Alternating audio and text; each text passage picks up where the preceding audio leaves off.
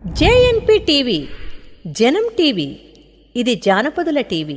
సమాచారాన్ని మీకు అందిస్తుంది జేఎన్పీ టీవీ తెలుగు ప్రేక్షకులకు నమస్కారం.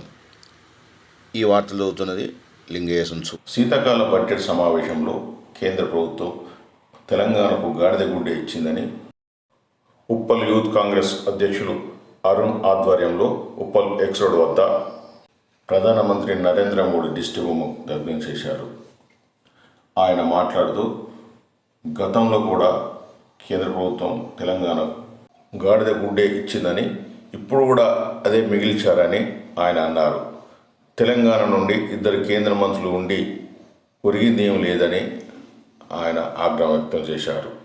ఈ కార్యక్రమంలో షకీల్, శంకర్, సచిన్, నవీన్, నహీం, వాసు, బెన్నీ, అఖిల్, కార్తిక్, రేవంత్, శ్రీచరణ్ చారి, సాకిత్ గౌడ్, సహీద్, శివ, రాజేష్ తదితరులు పాల్గొన్నారు.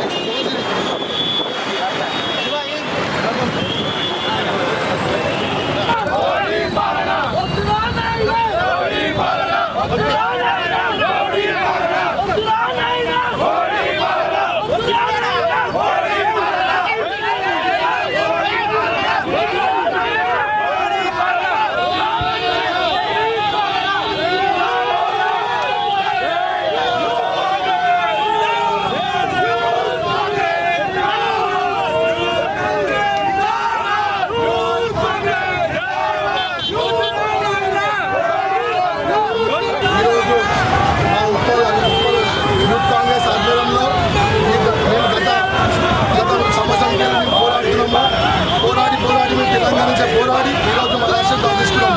ఈ రాష్ట్రం సాధించుకున్నాక ఈరోజు మోడీ రెండోసారి పార్లమెంట్ కూడా ఫస్ట్ గారికి గుడ్డిచ్చిండు, ఇప్పుడు మన గారికి గుడ్డిచ్చిండు. అయితే ఇంకా సిద్ధస్థితి లేదు మోడీకి. ఈ మోడీకి ఒకటే మాట చెప్తున్నా, తెలంగాణ మీద మీకు విశ్వాసంగా ఆడుతున్నా నేను.